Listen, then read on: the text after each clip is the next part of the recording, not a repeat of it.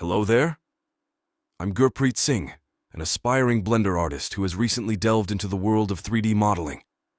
I'm enthusiastic about shaping my career around creating 3D models, particularly in the realm of marketing 3D products through animations.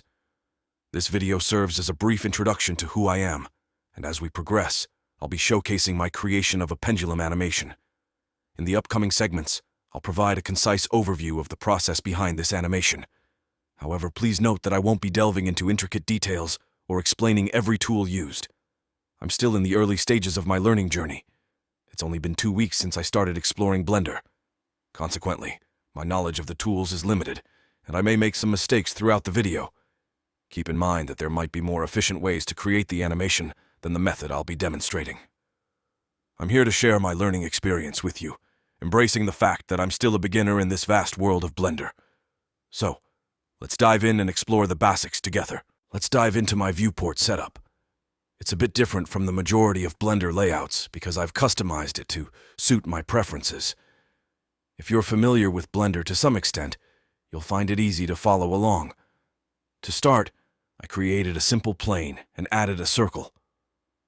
Moving into edit mode by pressing Tab, I selected all the circle's vertices and excluded them on the Z-axis using E, a shortcut for excluding in edit mode.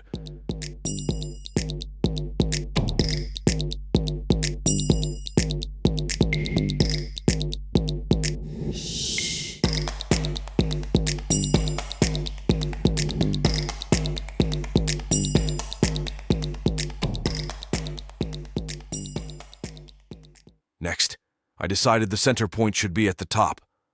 I selected all the vertices on the top of the circle, press Shift+S to adjust the cursor, then return to object mode.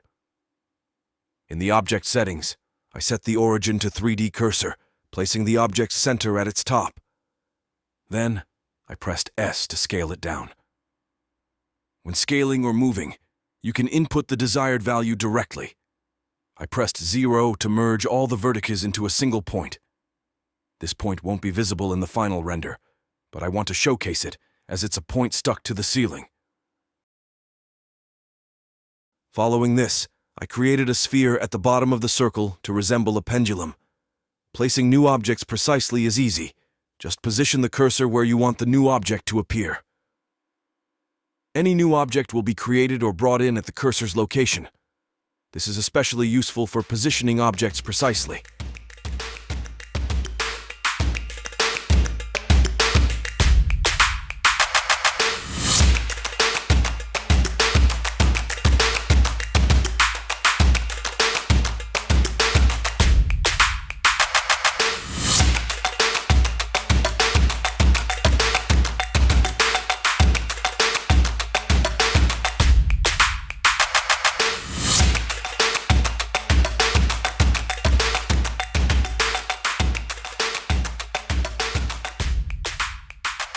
I created a sphere, as mentioned earlier, and then a torus, rotating it 90 degrees on the Y-axis to enhance its pendulum look. Objects can be moved along different axes using the G key, followed by the respective axis key X, Y, Z. Additionally, you can press Shift to constrain movement to a specific direction. I used Shift+S to place the torus at the sphere's center, facilitating the duplication process.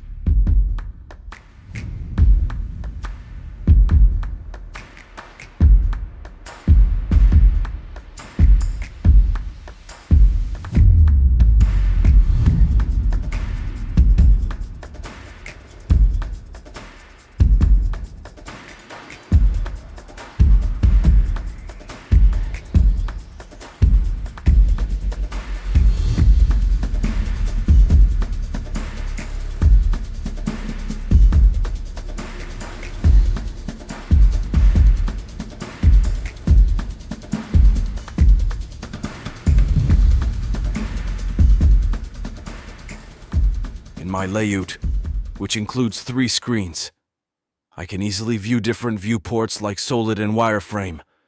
Checking some settings.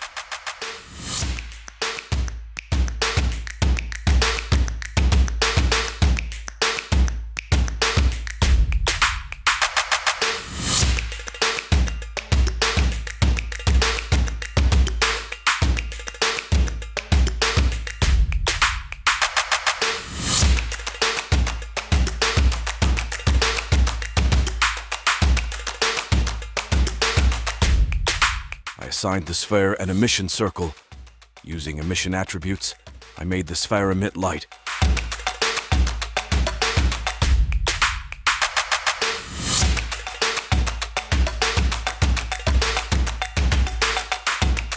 I followed the same procedure for the torus.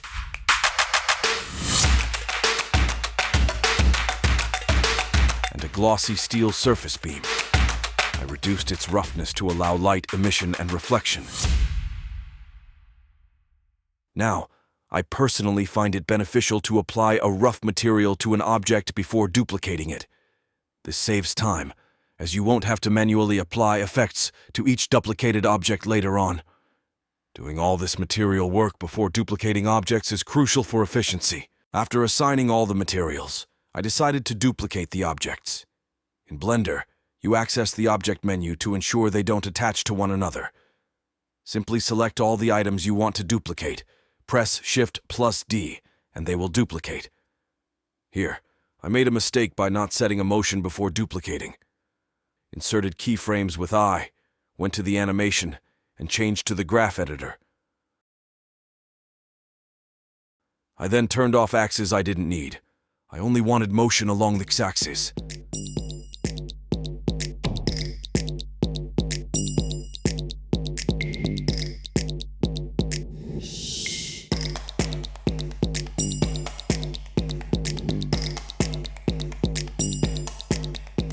In the modifiers section of the graph editor, I added a built-in modifier, creating a pattern for continuous x-axis motion. However, a problem arose. The original point shifted down slightly, and I wanted it at the top. To fix this, I entered edit mode. Selected the top part of my origin. Returned to object mode, selected the object, and set the object origin to 3D cursor. I had moved the 3D cursor to the desired location. Now, the object would move on that original point along the x-axis and z-axis.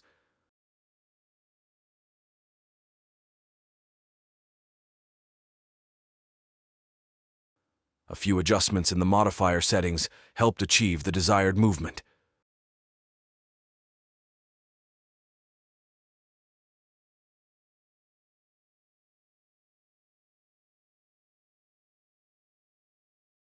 After that, I duplicated it by pressing Shift+D and moved it a bit behind on the x-axis. To repeat the process, I used Shift+R, the shortcut key that repeats the previous step continuously until you stop pressing. This gave me a full pendulum with 40 iterations. Next, I went to the graph editor for shading. I used the shader editor to adjust colors and create a flowing effect with different colors, frame rates, and intensities. In the Shading tab, I selected the torus and applied a color ramp to its material. Using the HSB type, I set different colors to create a rainbow effect. Adjusting the left and right pointers, I created combinations of colors in between and added various effects using multiple math nodes set to multiply. I also used a value node and added strength in a math node of round. In the material, I gave strength to the color by setting keyframes at different frames, using the I key. Shifting between frames allowed me to set different strengths for various keyframes, creating variations in color intensity. While I know there might be a better way, I worked with what I knew.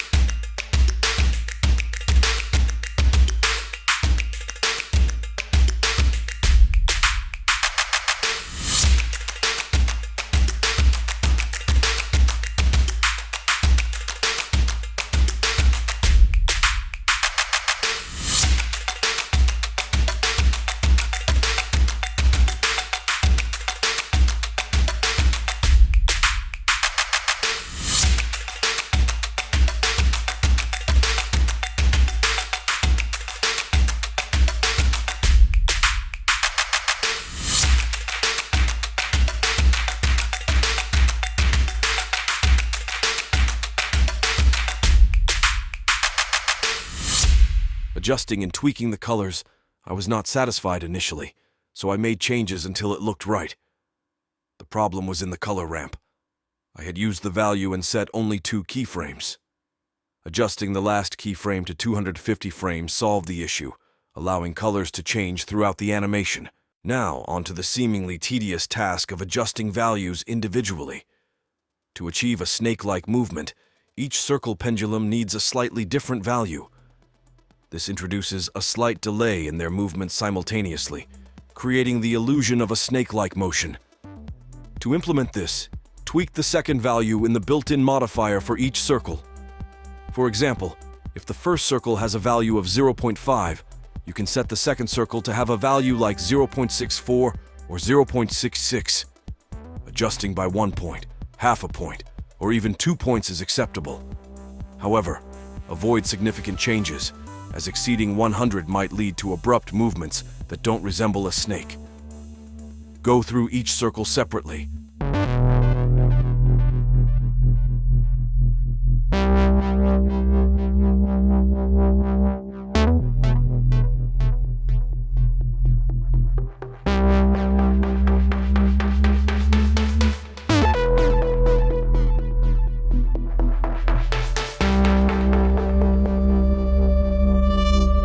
Modifying their values by small increments.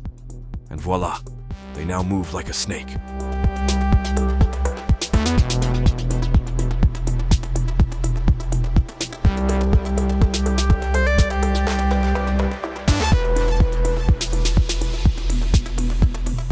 Now let's create a room. I selected the plane and entered edit mode, choosing specific vertices and excluding them on the Z-axis. Remember, E is for extrude, and Z is for the Z-axis.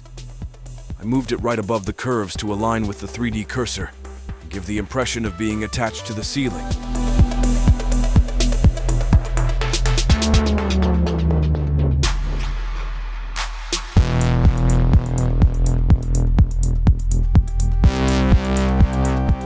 After shaping the room by excluding vertices in various directions, I decided to add subdivision to make it smoother after the final render.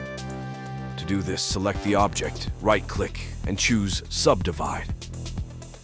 I subdivided everything I had created and organized all the circles into a separate folder for a cleaner view. If you're wondering why only certain elements are showing and others are hidden, it's because I selected what I want to be shown and pressed the right slash key. To bring everything back, simply press back. Next, I added a world texture. In the world menu, I created a new texture. I chose the sky texture, a built-in structure in Blender that I find suitable. As a final touch, I realized I forgot to give the ground a glossy surface. I turned its color to black. Adjusting the world view settings can be challenging, especially on a low-end PC where EVE doesn't support sky textures.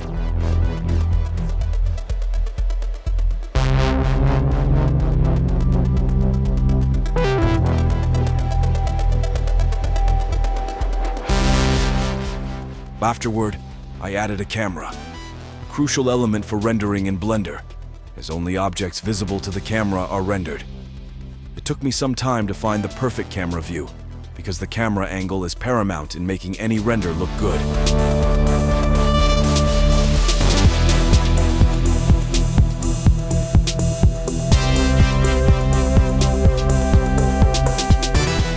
I decided to render a still image to check how it looked.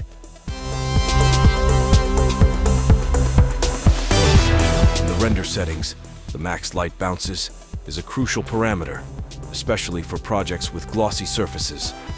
I wanted high light bounces to enhance the reflections on glossy surfaces in my project. Light bounces refer to the reflections of light that bounce back from reflective surfaces, such as glossy surfaces in my project. I increased the transmission to 10, which was initially set to 8. This value affects the render speed. Increasing it may slow down the rendering process, so I adjusted it for optimization. I also played around with different colors and experimented with adding an image for additional effects. It's essential to note that these are experiments, and I acknowledge that there might be better methods.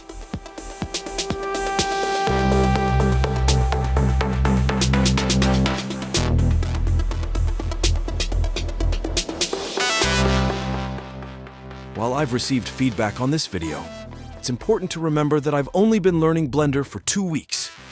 I'm committed to continuous improvement and will document my journey on my YouTube channel. I recognize that it's a long road, but I'm excited to leverage 3D editing to enhance my career.